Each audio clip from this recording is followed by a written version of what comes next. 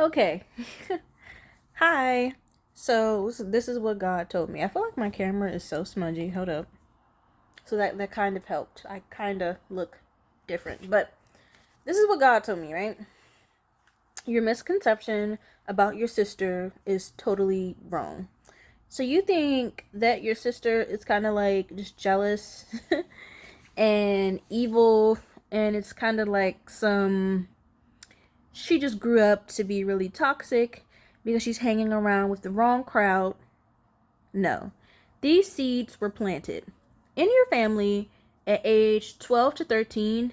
It became a ritual. Once the children turned 12 or 13, the older women in your family, because that's where the nastiness lies in your family, it is sitting with the women, right? So the women are the manipulators and not the breadwinners, but the bread takers. And the men are puppets. Your family is full of witches who have been doing witchcraft for a very, very, very long time. They normalized things when you were a child, like putting blood in spaghetti, dreads in shoes, and nailing shoes to the bottom of beds. Your sister has been participating in this because she was initiated when she was 12 and 13. When the people in the family turn 12 or 13, they all, like, they take the children, and there's like this whole ritual where they bring them into the matriarch's room, and then they just shit on you. They talk shit about you. Your sister is a little strange. Your sibling, ever since they were a child, I never told anyone this, but you and me have a special connection. Your mother started this because she has no love to give. No love to give. And the only thing that she can offer her children and her nieces and her nephews and her cousins, even the aunties and uncles, the only thing she can offer them is obsession. This is what she would tell the 12-year-old or the 13-year-old in your family. Have they made you feel uncomfortable? Well, I never told anyone this, but they were dropped on their head. They were born with autism, or they were ADHD, making up all kinds of mental health issues about you. I went on my insurance provider because I used to have insurance under my mother. And I saw that because sometimes when I would go to the doctor, once in a blue moon, because my parents never took me to the doctor, they were very negligent. Sometimes the doctor would ask me things that when I brought it back to my siblings, he did not ask them that. If I would hear voices, was I okay? Was I depressed? Then all of these notes and things are still written up inside of like the provider app. So I can scroll back as early as when I was 12, 13, 11 years old. And I was being screened for schizophrenia and severe depression. That's why I was being asked these odd questions. Because the guardians and providers in my life as a child, this is what they were telling the doctor and also telling my peers when I was around this age. So, the reason why you and your sister don't get along and why God has given you the clarity, he told you these things a long time ago, but it's like when you got put in corporate America, it's like you forgot who you were. So God had to remind you. Okay? And it's not like you forgot who you were because you wanted to, like you were homeless. You were put out and you had to grind. And you grinded your ass off to the point where God had to put your ass back on. So the people in your family who are close to your age, who are the generation right above you, the generation right ahead of you, the one right behind you, and the one that you're a part of, because you're right there in the middle as far as your age. The reason why you're not in contact with them and why they make you feel uncomfortable and why you feel creeped out around them, and the reason why God has given you the clarity to stop talking about them, it's more than just a humiliation ritual or whatever the fuck these terrorists is out here telling you.